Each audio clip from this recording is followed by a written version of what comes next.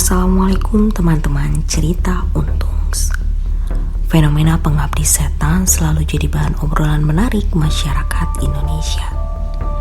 Tapi mengenai gangguan jin dan sihir, ternyata benar adanya dan tidak boleh dianggap sepele.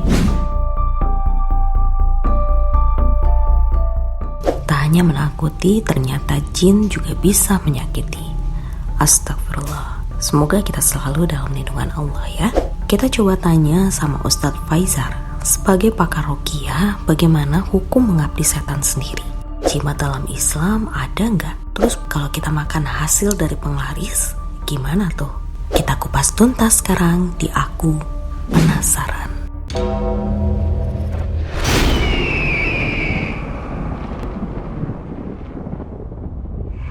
Assalamualaikum warahmatullahi wabarakatuh. Terima kasih teman-teman cerita untung yang masih setia di sini, dan terima kasih untuk masukan dan input yang dikirimkan kepada kami. Alhamdulillah sekarang kita kembali lagi bersama-sama di sini. Kali ini dengan playlist Aku Penasaran. Nah, karena Aku Penasaran salah satu yang banyak ditonton, tentunya juga kita akan datangkan narasumber yang berkaitan dengan ini. Dan tentunya juga kita kepingin teman-teman semua mendapatkan informasi yang benar gitu. Jangan sampai salah-salah kita sering buka YouTube atau buka apa dapat info yang salah, terlalu percaya dengan ini dan itu. Oke, sekarang di tempat kita sudah ada tamu kita untuk malam ini. Ada guru kita Ustadz Muhammad Faizar. Assalamualaikum. Waalaikumsalam. Ini kayaknya anak K-pop ya. Harus ke cowok, terus ke beda. Dan juga Teh Indah Dari. Assalamualaikum Teh. Waalaikumsalam warahmatullahi wabarakatuh. Alhamdulillah sehat ya? Alhamdulillah. Alhamdulillah. Ustaz juga sehat ini, Ustaz? Alhamdulillah. Ya ini menarik ya, karena narasumber kita ini luar biasa ya. Mau kemana nggak bilang sama siapa-siapa, sampai ke tempat kita ada yang datengin. Gitu. Udah ada yang nunggu di bawah gitu ya. Ustaz, gitu ada yang mau ketemu gitu ya, minta dihalalkan. Ya, enggak ya, salah. Kawat ini. Nah, kita akan ngobrolin sesuatu nih saat yang lagi ramai juga di jagat YouTube ya, mengenai pengabdi setan. Kenapa orang Indonesia ini sangat ini banget ya? Apalagi nih, film dengan judul sama itu menjadi film yang paling banyak ditonton ya kan ya? Paling banyak ditonton, bahkan sampai ke luar negeri gitu ya. Mungkin bagi warga internasional, di dunia internasional, apalagi di komunitas pencinta film horor, mengabdi setan adalah suatu kearifan lokal. Gitu ya, karena ngelihat waduh, kalau di tempat lain setannya zombie, di tempat lain apalagi yang lain gitu segala macam. Tapi ternyata pas dilihat di YouTube ternyata banyak juga praktik-praktek mengabdi setan gitu yang minta bantuan dengan selain Allah. Nah, kenapa sih Ustaz? Yang jadi pertanyaan saya tuh. Apa Ustaz udah sering ketemu? Udah pernah nggak ketemu kayak ginian? Yang ngabdi setan langsung ya?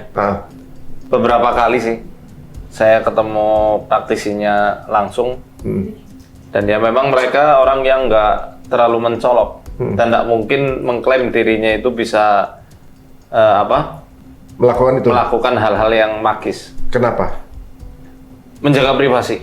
Bukannya dia kalau dikenal orang itu akan jadi tambah terkenal, kemudian dapat tawar order banyak. Dan kan bahaya juga bagi mereka, Mas. Bahayanya apa? Bisa di masalah. Bisa diajar masalah. Tukang santet nih. Jadi aneh kalau misalnya ada orang yang katanya bisa nyantet, kemudian dia memproklamirkan diri. Taruh di YouTube misalnya. Iya, aku bisa nyantet misalnya. Itu sama saja membahayakan dirinya sendiri sebenarnya. Oh ya, masuk akal sih ya. Nah, ini berarti kekeliruan yang terjadi di masyarakat. Orang punya ilmu sakti, kemudian dia memproklamirkan diri sendiri sebenarnya. Disampaikan ya. Biasanya kalau yang seperti itu ya ilmunya belum seberapa. Masih. Biasanya guru-guru mereka orang-orang yang senior lah ya. Tinggalnya ya layaknya orang pada umumnya. Ada yang jadi petani di sawah. Ada yang kerja kantor gitu. Ya, ada yang nggak kelihatan pokoknya. Nggak kelihatan. Sama sekali nggak kelihatan. Orangnya itu kelihatan sangat-sangat bijak. Nggak yang semrawut, kemudian hitam dan lain-lain gitu. Nggak kayak karakter-karakter di film gitu. Iya kan, biasanya didandaninya hitam-hitam tuh. Kayak pakai apa gitu kan. Pakai celak atau apa, itu nggak mencolok sama sekali. Itulah dia mungkin orang. Oh, saya bisa ketemu.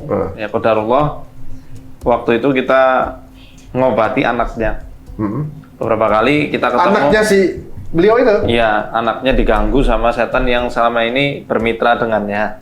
Lepas kongsi? Iya, lepas kongsi. Karena kan ketika setan itu dimintai bantuan, harus ada yang namanya barter, sistem barter. Nggak transaksional? Iya.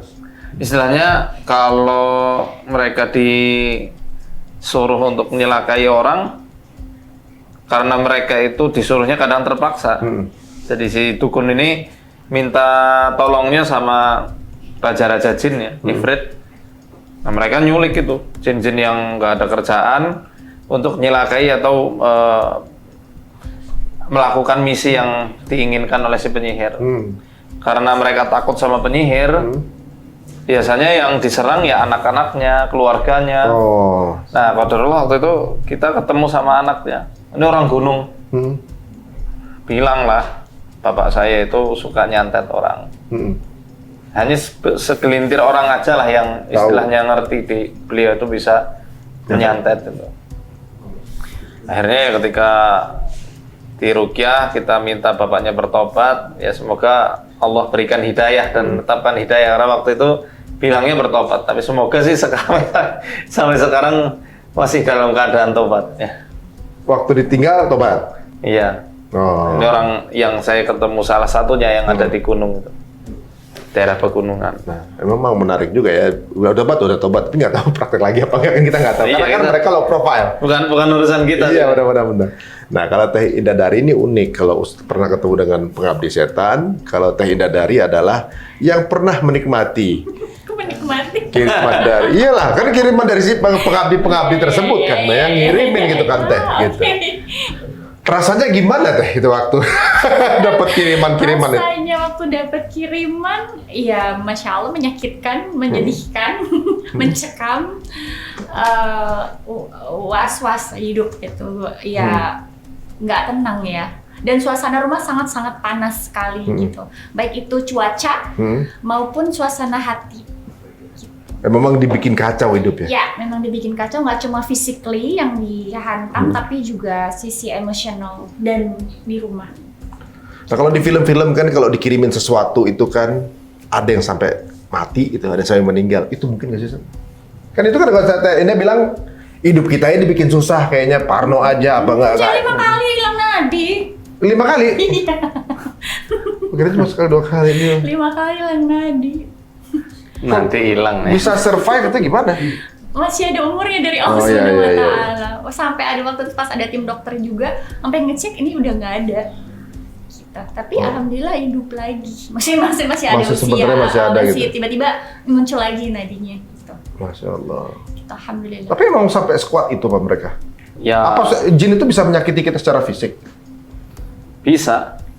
Di antara dalilnya surat Shad wa Qur abdana ayyuba idna darabahu anni massaniya syaitanu binusbi wa adab. Ingatlah tatkala hamba kami Ayub bermunajat menyeru kepada Tuhannya, wahai Tuhan kami, anni massaniya syaitan, aku telah diganggu setan dengan kepedihan dan kepayahan. Jadi sakitnya itu memang sudah Allah timpakan sebagai ujian dan hujah kelak di hari kiamat ya. Bagi orang yang sakit kok kemudian kufur. Sakitmu nggak ada apa-apanya sama Ayub. Ayub aja sakitnya seperti itu, nggak ditimpakan kepada kaum sebelum dan setelahnya dia masih beriman. Kok kamu kufur? Nah, ketika sakit itu sudah memuncak, iblis nempelin itu penyakitnya, ditambahi sehingga ditambah kepedihan dan kepayahan di dalam tubuhnya Nabi Ayub. Baru setelah itu Allah berikan solusi. Urqud birijlika hadza mughtasalun baridun wa syarab. Hentakan kakimu ke tanah, itu ada air untuk kamu mandi dan minum. Di situ ada sebuah isyarat pengobatan, bahwa di antara cara pengobatan untuk semua penyakit, khususnya untuk gangguan jin maupun sihir, ada yang diminum, ada yang obat luar, ada yang dimandikan. Nah, obat luar ini bisa berupa bekam. Bekam juga bermanfaat untuk pengobatan sihir ya. Ada yang berupa akupuntur, bisa juga itu, moksa. Dengan dipanasin, bekam api, mandi, bidara, itu kan obat luar. Ada pun yang dimasukkan ke dalam, bisa pakai kurma ajwa, bisa dengan air yang sudah diruqyah, dan lain-lain, ada banyak. Jadi memang mereka bisa nyakiti tubuh manusia dengan izin Allah Ta'ala. bisa sengeri itu ya. Seperti itulah apa yang Allah firmankan. Inna madzalikum syaiton yukhawifu awliya'a fala takhafuhum wa khafuni in kuntum mu'minin. Itulah setan dan juga teman-temannya yang menakut-nakuti kalian. Jangan takut mereka, takutlah kepadaku, kata Allah. Kalau kamu memang beriman. Memang sudah seperti itu dari zaman dulu. Memang mereka sukanya nakut-nakuti. Jadi kita nggak perlu heran. Ya, saya pikir cuma nakutin aja, nggak sampai nyakitin kan? Nyakiti ya. Nyakitin juga. Nyakitin Mas. Langsung nggak terima gitu, nyakitin Mas. Lah itu dia, makanya kalau lihat dari apa yang dilaksanakan sama Teh Dadar ini kan sampai ke fisik gitu kan. Iya. Nah ini yang perlu diantisipasi juga berarti untuk yang menyaksikan ini, apalagi waktu saya ngobrol sama Ustadz juga mengenai surat Al-Baqarah itu ya. Iya. Jadi sebenarnya secara putar baliknya supaya kita nggak diserang, lakukan hal itu ya. Lakukan. Oh, Masya Allah. Pengobatan Quran itu ya dengan melakukan. Iya, nggak mungkin diem aja sembuh sendiri gitu. Iya. Di antaranya Salah satunya dengan action juga. actionnya. Kan Ustadz ini salah satunya yang menangani Teh Indah Dari waktu dulu di tengah-tengah masa itu. Berapa lama sih Teh? Sihirnya 5 tahun. 5 tahun. Sebenci itu emang yang nyerang. Kan nggak mati-mati ceritanya. Oh. Ya, alhamdulillah hidup gitu ya. Ini nggak mati-mati nih orang gitu ya. Ibaratnya nggak, maksudnya itu kan bisa karena sakit hati, ya bener? Atau apapun lah. Pokoknya ada kebencian lah itu kan ibaratnya. Kalau yang punya masalah udah selesai, apakah udah selesai serangan itu? Ya, ada yang sudah selesai dengan masa kadaluarsa sihirnya. Kalau sihir kan ada kadaluarsanya tuh. Ada yang terus berlanjut karena orang itu menyantet dirinya sendiri. Ini yang harus dipahami. Maksudnya dia itu sudah tersugesti bahwa dirinya sihirnya diperbaharui terus. Dia parno. Oh, itu mengaruh. Double up itu? Iya, double up. Oh. Double combo. Saya bicara berdasarkan Al-Quran ya. Bahwa sihir itu memang awalnya selalu memanfaatkan celah emosional manusia. Di antaranya sihir perceraian, Al-Baqarah 102. Itu kan memanfaatkan sisi amarah. Nabi Musa memanfaatkan sisi takut. Falamma alqaw saharu a'yunan nas wastarhabuhum wa ja'u bisihrin azim. Ketika mereka lemparkan tongkat dan talinya, mereka membuat takut manusia dan mendatangkan sihir yang dahsyat. Maka ketika Nabi Musa ngelihat sihir penyihir yang disewa Fir'aun itu juga timbul rasa takut. Fa'ujasa fi nafsihi khifatan Musa. Timbul rasa takut di hatinya Nabi Musa. Maka yang pertama kali dilakukan, Allah memberikan solusinya, qulna la takhaf, jangan kamu takut, kamu lebih unggul dari mereka. Baru habis itu ada solusi lainnya. Jadi dengan emosi yang sudah terbangun dan juga keseret ke permainan mereka, ke arus mereka, walaupun sihir itu sudah kadaluarsa dan tidak diperbaharui lagi, mereka terus-menerus istilahnya apa ya, memperbaharui dari dalam dirinya sendiri. Maka saya punya istilah Mas, penyakit metafisik itu ada 2, penyakit non ragawi. Ada yang faktor internal dan eksternal. Yang internal adalah karena dari dalam dirinya ada faktor luka masa lalu, masa kecil, inner child. Ada karena trauma, ada karena kesedihan yang mendalam dan terakumulasi. Ada yang dia nggak bisa move on dan berdamai dengan diri sendiri. Kemarahan gitu Mas? Kemarahan, dendam. Ini kan penyakit non ragawi. Dia nggak bisa terlihat sakitnya apa, ya psikosomatis lah ya. Dan ini juga bisa ditempeli setan, maksudnya dikipasi setan supaya sakitnya terus-menerus ada. Caranya gimana? Dibisikin juga? Iya, dengan dibisikkan was-was, diperlihatkan kenangan masa lalu yang buruk, dia nggak terima terhadap takdir Allah, nggak ridho terhadap apa yang Allah sudah berikan untuknya. Ada yang karena eksternal ini. Nah, eksternal yang tadi lemparan-lemparan sihir, ain, gangguan jin, itu yang dari luar tubuh manusia. Maka untuk merubah itu semua, ada baiknya adalah dengan merubah mindset, pola pikir, dan juga mengupgrade kejiwaan, mujahadatun nafas. Berjuang untuk dirinya sendiri.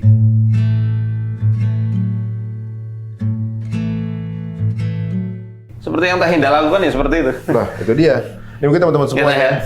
Kalau mau detail bisa lihat dari episodenya Teh Hinda dari sama kita nih ya. Tapi untuk meringkas nih, 5 tahun apa aja Teh? Apa aja kenikmatan itu? Kenikmatannya itu ya itu. Mulai dari ujung kepala sampai ujung kaki, hancur banget ya. Kayak disundut-sundut rokok, terus bekas tusukan-tusukan yang tiba-tiba itu rasanya di mimpi. Ada bekasnya? Ada bekasnya. Di mana aja tuh? Di sini, di belakang, terus digigit ular. Bekas gigitannya tuh nyata. Terus Ada kelihatan gitu? Ada banget kelihatan. Terus kayak tumbuh batuk. Umang-umang, tau nggak umang-umang? Ini kayak keong ya? Iya kayak keong tuh, tapi cangkangnya aja itu tumbuh di perut. Pipang. Itu makanya waktu itu Teh Hinda dari waktu itu ke Prancis bukan? Itu belum. Beda ya? Beda. Itu yang dalam 5 tahun ini. Terus kulit tuh ngelupas banget. Terus setiap hari muntah darah. Terus ya tuh sering hilang kesadaran. Dan rumah tuh mencekam banget, yang binatang-binatang segala, biawak, ular, kelabang, pokoknya kalajengking apa gitu. Sampai saya sih takutnya kena anak ya kalau yang berbisa gitu kan. Tapi alhamdulillah sekarang sudah meredah.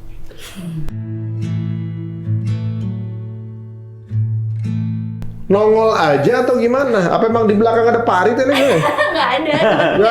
Jadi sekarang nggak ada. Kayak lagi gini nih, lagi duduk makan, tiba-tiba ini kan ada karpet ya. Tiba-tiba ada ular 2 di dekat kaki. Yakin ular bukan karyawan? Oh kamu? Ular bener karena saya isi rumah ada ular gitu. Padahal ini kan karpet gitu. Oh. Terus ya itu biasanya terjadi ketika habis terapi rumah, terapi Al-Baqarah gitu, atau habis ruqyah atau apa gitu. Biasanya muncul mulai, atau di hari dan jam yang sama gitu. Jadi kayak waktunya itu sama terus gitu.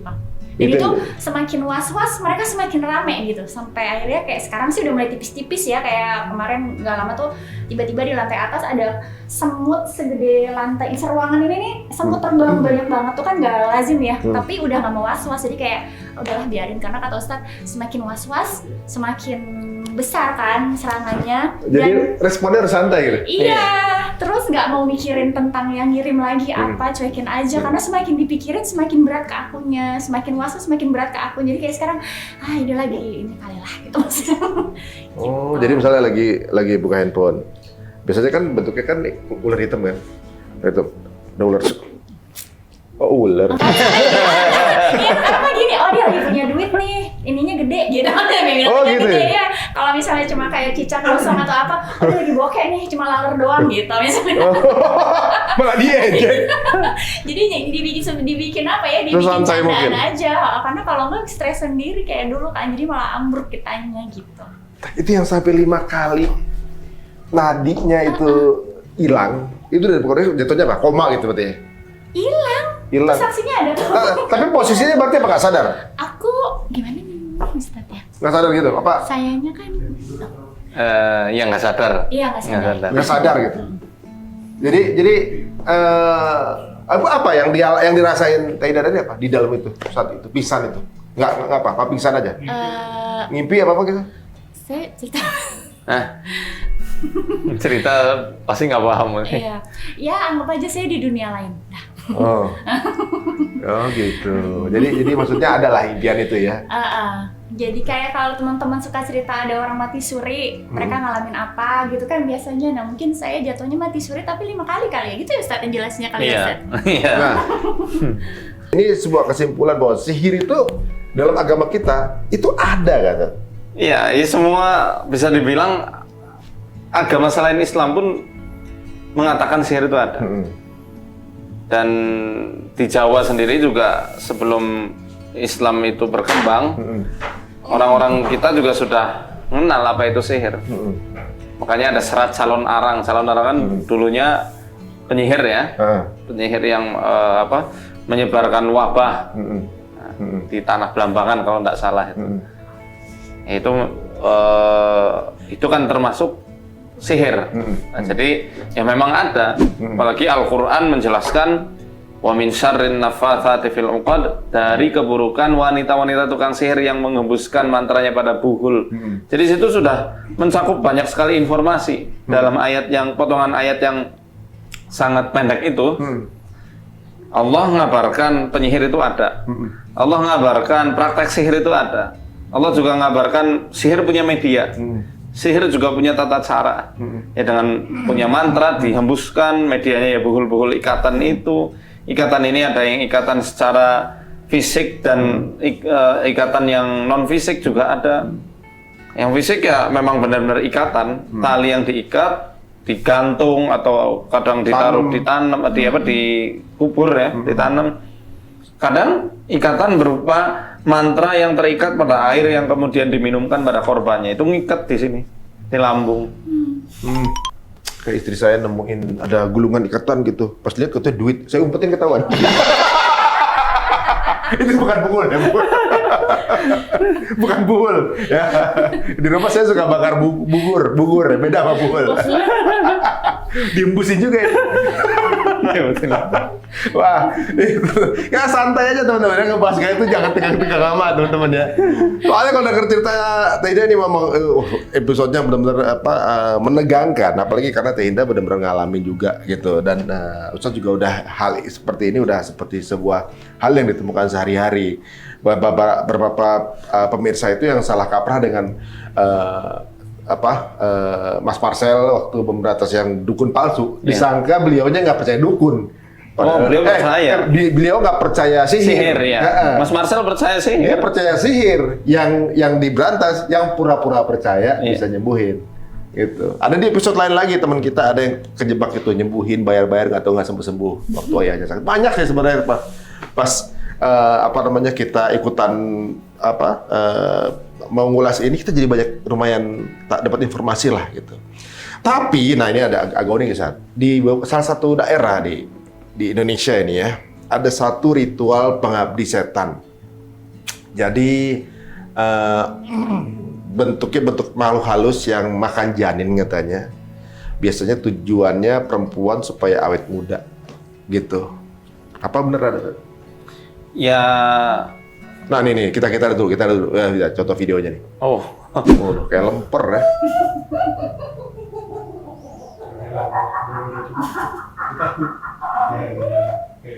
Oke. Ya. Di pause aja, jadi kita lihat terus gitu, jangan di pause, begitu aja. Gitu. Padahal kalau kita lihat ya gitu, karena kita udah pernah syuting film horor sih Sat. Maksudnya udah pernah main di film horor gitu kan. Dan jenis bentuk setan kayak gimana yang diperankan sama aktornya udah pernah lihat.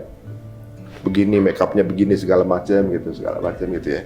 Yang secara fisik ya gitu. Yeah. Nah, kalau nonton tayangan tadi pendapat Ustadz bagaimana? Kalau saya pribadi no comment ya, karena saya nggak lihat secara langsung.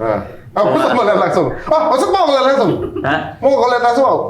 Nggak, maksudnya lihat penanganannya secara langsung. Nggak, bisa aja tiba-tiba ada gini, mau minta Ustadz datang gitu ngeliat ke sana gitu? Mau? Boleh, mau. Tuh, tinggal di share aja di mana alamatnya. Share location, I'll be there kata Kabib gitu. Jadi lokasi di mana? Lokasi di mana, alamatnya, namanya siapa? Tinggal kita datang insya Allah. Gitu. Nomor.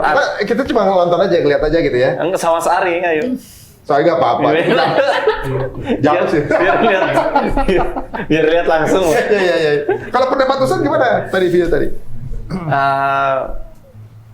Kalau di ruqyah ya, di ruqyah sampai muntah darah kayak tadi kelepotan mukanya.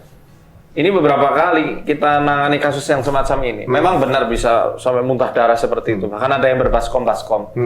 Secara medis yang terbaru saya tangani, itu beliau ketika di endoskopi kelihatan ada varises esophagus. Ya, jadi tapi ketika saya konsultasikan diantaranya ke salah satu dokter senior, itu secara logika kedokteran varises esophagus nggak mungkin mengeluarkan darah sampai berbaskom-baskom.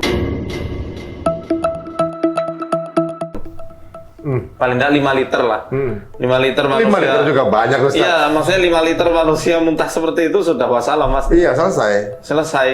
Itu sampai berliter-liter pastinya itu.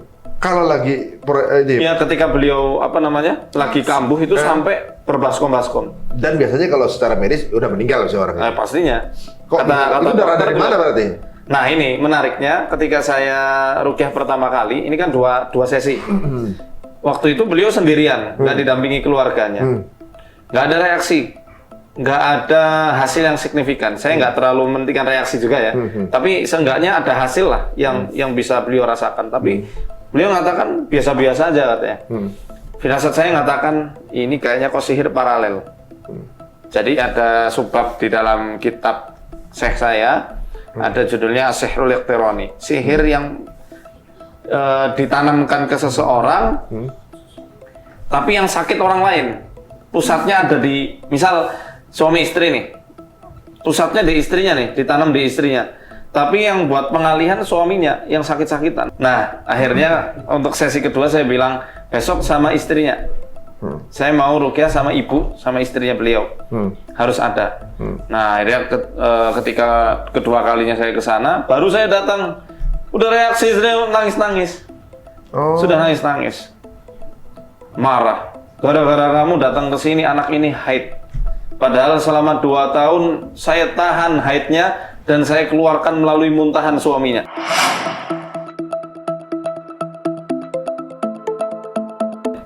Jadi muntah darah haid istrinya. Itu versi jinnya Mas. Saya nggak percaya.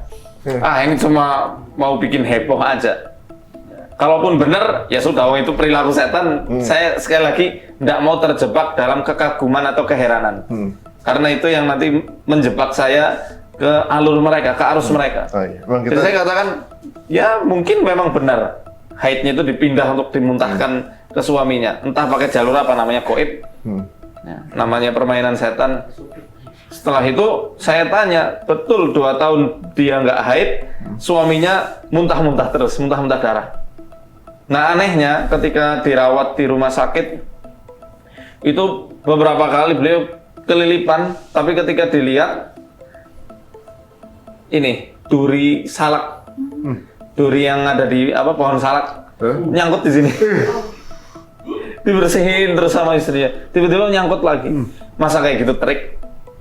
Ngapain juga? Kurang kerjaan banget. Bikin sakit sendiri. Dibikin sakit sendiri. Nyangkut di sini di dalam. Saya pernah itu. Ngilu. Tapi kaca kayak kaca mobil, pecahan kaca mobil. Di mata? Iya, terus sama jadi di 2 lokasi, di sini sama di mulut.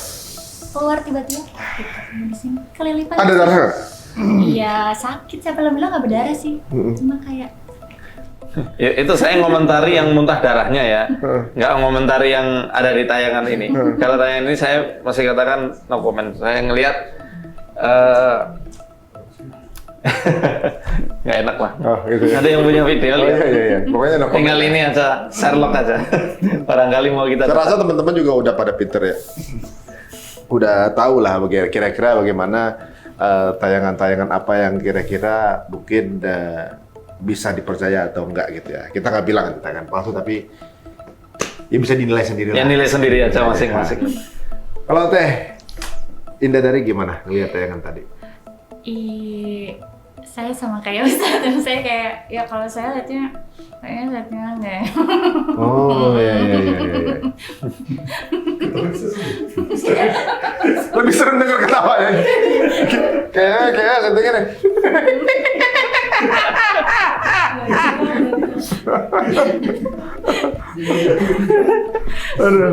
Aduh, tapi emang ya sekali lagi ya kita jangan mudah percaya teman-teman, walaupun ada memang seperti itu saja. Ada ya. Gitu. Tapi ada juga memang yang kemudian berselancar di kekaguman masyarakat mengenai apa yang bisa terjadi di hal-hal gaib, teman-teman. Nah, Teh Indah tadi kan sering diundang kajian nih. Pernah nggak sih ada sharing-sharing ketika lagi sharing kemudian ada yang ngomong pernah punya pengalaman serupa? Banyak. Emang yang datangnya begitu semua ya? Itu kan juga atas saran Ustadz. Waktu itu Ustadz bilang udah saat kayak udah kecemplung ya libur sekalian gitu. Akhirnya mulai dakwah muslimah untuk yang gangguan jin dan banyak banget gitu. Contohnya? Yang kena santet-santet banyak banget, yang kayak tiba-tiba mereka tangannya aneh-aneh lah, tangannya tuh kayak tumbuh bulu-bulu putih.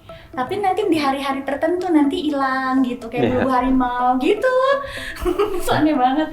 Terus banyak tuh nanti yang di jam-jam tertentu, ada yang tiba-tiba dia dengar bisikan untuk suruh bunuh dirinya sendiri gitu. Itu banyak, dan ternyata selama ini tuh di luar sana banyak banget perempuan yang terkena gangguan jin tapi nggak berani speak up gitu. Dan setelah lihat tayangan yang waktu itu di tempat Ustadz Faizar, ternyata memang banyak sekali yang akhirnya mereka berani bilang bahwa saya terkena gangguan jin dan saya berusaha untuk ngasih tahu komat bahwa ini bukan aib kok gitu, maksudnya bukan itu, bahkan Allah sudah menerangkan dalam Al-Quran gitu. Jadi speak up aja nggak apa-apa, jadi kalian nggak ngerasa sendirian, karena banyak banget DM masuk, banyak banget jamaah di lapangan itu yang mereka bilang saya mau bunuh diri. Karena saya nggak kuat, orang-orang nggak ada yang percaya sama saya bahwa saya ini kena sihir gitu. Ya berarti get help ya gitu. Iya. Dan tata cara untuk minta bantuannya juga jangan sampai ke yang salah gitu Iya, kan. makanya itu kan. Bahkan setiap orang bisa sebenarnya kita masing-masing. Bisa. Saya ingat pesan Ustadz, peruqyah paling handal itu adalah diri kita sendiri gitu, yang bergantung kepada Allah Subhanahu wa taala. Oh. Ya, tadi Ustadz bilang ya bahwa memang praktek dukun itu ada, praktek apa sihir itu ada. Kemudian ritualnya seperti apa ada, prosesnya ada, bendanya juga ada dijelasin. Bahkan surat tersebut mesti dibaca pagi dan sore bahkan. Betul. Dan menjelang tidur. Menjelang tidur, pagi dan sore, berarti kan membuktikan penting juga memang. Penting. Jadi apakah kalau bisa gini, hasad, ain, apakah itu serangannya seperti sihir juga? kalau beda. Nah ini, hasad ain ini setingkat lebih parah daripada sihir. Oh malah lebih berat? Lebih berat. Dia lebih berat, lebih membahayakan, lebih instan dan spontan. Kayaknya nanti kita akan buka topik khusus buat itu deh kayaknya. Iya. Itu lebih menarik gitu. Ini lebih ngeri soalnya, tanpa ritual lagi.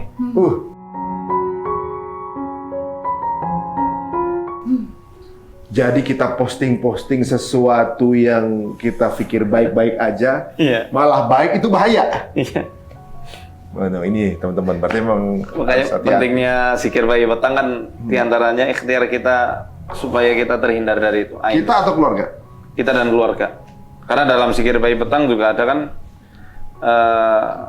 untuk perlindungan keluarga kita sendiri. Yang surat yang Allahumma inni as'aluka al-'afwa wal 'afiyah fid dunya wal akhirah. Allahumma inni as'aluka al-'afwa wal 'afiyah fid dini wa dunyaya wa ahli wa mali. Aku minta keselamatan, kesejahteraan untuk agamaku, untuk duniaku, untuk keluarga dan juga hartaku. Allahumma astur aurati, tutupilah aib-aibku ya Allah. Wa amin rawati, tenangkan hatiku. Allahumma hafadni min baini yadayya wa min khalfi wa an yamini wa an shimali wa min fawqi wa a'udzu bi'azumatika an uqtala min tahti. Itu kan luar biasa banget doa dari Rasulullah itu. Itu mesti berarti harus bacanya bener tuh. Itu kebanyakan ngebut baca. Biar cepat selesai. Jadi kalau emang itu buat keluarga itu harus bener-bener bacanya jangan ngejar ini. Biasanya kalau sore itu kan kebanyakan kayak buru-buru cepat selesai ya. Nah, teman-teman apa? Iya gitu. Jadi contoh kerjasama sama jin macam-macam ya. Bukan hanya karena kemudian kita marah sama seseorang atau dendam sama seseorang gitu. Tapi ternyata ada urusannya juga untuk kecantikan juga bisa, untuk susu pengasihan gitu kan. Kemudian pemikat lawan jenis gitu kan, yang cuma bisa dipakai dia gitu. Ya emang ada ya? Emang ada ya Teh? Ada. Korban lagi lah. Ini kan emang misalnya dia make nih, Teh make. Kan Teh berarti pelakunya, bukan? Bukan, ini korban. Gimana ceritanya? Itu kan berarti pelet kan? Dia memakai itu untuk listrik terpikat gitu. Sering ada begitu kan? Oh jadi awalnya itu gara-gara apa? Jadi Teh itu awalnya dipelet. Karena ada siapa orang jalan, kita bisa dipelet, gitu kan? Lagi melet itu, melet cewek. Aduh jadi sebenarnya kalau kita pikir, masalah yang bisa aja besar itu diawal dari kecil ya, hal-hal kecil aja ya. Kalau Teteh dulu medianya apa? Medianya makanan. Setiap pagi datang bawa makanan. Setiap pagi datang bawa Jamnya sama terus, datangnya jam 5:30 pagi. Nggak normal kan? Nambah jam 5:30 pagi. Oh, maksudnya ada yang nganterin Iya. makanan? Oh, gitu. Kirain ada makanan setiap jam 6 Enggak, dia datang sendiri nganter makan. Setiap jam setengah 6 pagi? Setengah 6 pagi lah, Namo kan nggak mau normal kan sebenarnya, cuma nggak tahu. Nanti ada orang yang berarti setengah 6 pagi jadi nggak mau loh. Hati-hati. Setengah 6 pagi itu belum suruh loh itu kan. Nggak boleh nganter. Oh ya Allah. Apa makanan ini? Apa aja? Ya, roti. Rasanya? Ya rasanya kayak roti biasa. Nggak enak apa nggak gitu harus dimakan? Ya kayak roti. Normal. Nggak ada tandanya gitu, Sat? Ya. Pas dimakan gitu apa? Lebih bau bangke apa gitu? Nggak ada? Tergantung orang ya, tergantung masing-masing orang. Ada yang biasa sih nggak langsung, efeknya tuh nggak langsung, Mas. Makanya ini saya katakan ain itu beda sama sihir. Kalau sihir itu butuh proses untuk sampai kepada tahapan orang itu terkena efeknya. Tapi kalau ain itu seketika nyebut, seketika itu instan. Seketika dia jatuh pingsan, bahkan langsung meninggal. Ini harus satu episode sendiri ini ngebahas ini nih. Sayang nih kalau kita buka sedikit ini. Maksudnya instan itu ya makblek jatuh. Nanti kita bahas sendiri. Seperti yang kata Rasul bilang, "Aktsaru man yamutu min ummati ba'da qada'illahi wa qadarihi bil ain." Kebanyakan yang meninggal di umatku setelah qada dan qadarnya Allah adalah karena ain. Ain itu di luar qada-qadar. Ya maksudnya ini termasuk qada qadarnya Allah. Tapi saking cepat pengaruhnya itu sampai dikiaskan, ya ada pengkiasan. Kata Rasul, al-ainu haqqun walau kana syai'un sabaqal qadar la sabaqatul ain. Ain benar adanya, nyata hakikatnya. Kalau ada sesuatu yang bisa mendahului takdir, ain yang bisa mendahuluinya. Saking cepat dan senyap pengaruhnya itu. Karena ain itu bukan dari orang yang pengen nikmat seseorang itu hancur loh ya. Beda sama hasad loh. Memuji kadang-kadang. Dia muji dari orang yang benar-benar tulus sayang sama orang itu dan nggak berniat nikmat yang dia puji itu hilang. Makanya kata Rasulullah, "Ala ma yaqtulu ahadukum akhah." Ini ketika Sahal bin Hunayf jatuh karena dipuji saking indahnya kulit beliau oleh Amir bin Rabi'ah. Rasulullah marah. Atas dasar apa kalian mau membunuh saudaramu? Kalau ada sesuatu nikmat yang kalian bikin takjub dari saudaramu itu, falyad'u lahu bil barakah. Hendaklah berdoa kepada Allah untuk keberkahan nikmatnya. Jadi boleh muji, tapi ucapkan barakallahu fiik. Kalau susah pakai bahasa Indonesia, bahasa Arab pakai bahasa Indonesia aja. Semoga Allah berkahi nikmatnya. Masya Allah. Jadi, Masya Allah juga bisa. Masya Allah boleh juga. Jadi instan pada saat kita lagi muji, ibaratnya, keren banget nih gitu kan? Iya. Bisa jadi kejadian itu. Apalagi, mohon maaf ya teman-teman artis misalnya. Udah gitu di Instagram, itu pengaruh juga tuh? Yang pengaruh hasadnya, bukan ainnya. Kalau ain itu di dalam tesis saya ada kitab namanya, beliau bikin kitab Al-Hasad. Itu pendapat yang kuat mengatakan ain nembus ketika bertemu secara langsung. Walaupun dalam Zadul Ma'ad dikatakan orang buta pun bisa menimbulkan ain. Tapi kalau menurut beliau itu bukan ain tapi hasad. Ketika dia bisa menyifati sesuatu walaupun tidak melihat secara langsung. Waduh. Dan ini kemarin habis lihat kontennya orang influencer Amerika, influencer Arab yang ada di Amerika, gitu kan? Kenapa kebanyakan orang-orang Arab pakai pakaian sederhana, gitu katanya? Pakai apa? Kalau pakai pakaian kebanyakan sederhana. Oh iya. Karena kalau ada yang bilang, ih bagus deh, itu harus dikasih katanya gitu kan. Kalau mau bagus deh, oh dikasih gitu kan, kayak gitu kan. Soalnya takut ain gitu, emang bener gitu kan. Ih bagus banget, ini mau gitu kan. Makanya kalau dia keren tinggal di Amerika, keren banget kalau belum. Enggak kalau begini doang, masa keren, masa sih ini jelek loh, gitu. Soalnya saya nggak punya lagi kalau saya kasih, dia bilang begitu. Karena kalau orang Arab kita muji bisa dikasih tuh barang, katanya begitu. Itu gara-gara ain ya? Ya. Apa budaya aja? Allah alam ya, saya malah baru dengar. Ya ada sih kasih link. Itu menarik banget ya cerita gitu. Orang keluarga saya keluarga Arab saya nih kalau lagi datang ke tetangga saya puji barang-barang dia. Saya dikasih katanya. Kalau teman-teman asli Mesir dulu cuma hanya menyampaikan ketika dia punya barang baru itu nggak dipamerkan. Jadi yang lebih dipamerkan atau ditonjolkan misal HP ya. Ya HP-nya jadul-jadul. Itu tahun 2000 berapa ya? 2012 sampai ya ketika saya di sana lah. HP-nya Nokia yang jadul-jadul itu. nggak pakai yang apa? Kamera. Yang bagus itu jarang ditampakkan karena mereka sangat percaya dan sangat meyakini ain itu ada dan memang ain itu ada, bukan tahayul. Iya. Tapi kalau tadi yang Teh Indah sampaikan ya, misal dikasih makanan itu efeknya biasanya nggak langsung, ya kan? Yang berkali-kali memang baru dari ngusir sampai akhirnya selamat datang gitu. Maksudnya tadinya memang belum ada ketertarikan, tapi bisa jadi suka. Iya, langsung ngejar-ngejar. Itu kalau orang Jawa bilang witing tresno, jalan sama kulino. Lihat siapa. sampai diperingatin sama teman, gak boleh begitu nolaknya, ntar lu didukunin. Nih bener lu seminggu doang langsung. Ya ampun, nggak begitu, balik gitu nolak kita didukunin. Orang lagi.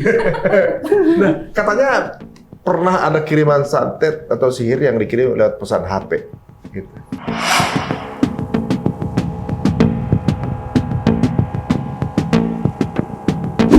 Bisa gitu dari Quran gitu bisa? Bukan dari Quran itu. Oh, kelihatannya Arab aja gitu. Wafak. Ya dicampur ayat Quran sama itu. Kalau yang itu yang saya pakar itu bukan dari ayat Quran. Ya Asmaul Husna. Bawahnya nama anjingnya Ashabul Kahfi, Kitmir.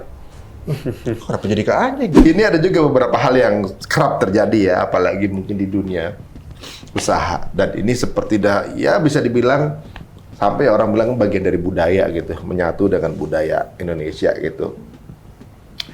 Kalau mau dagang itu mesti pakai penglaris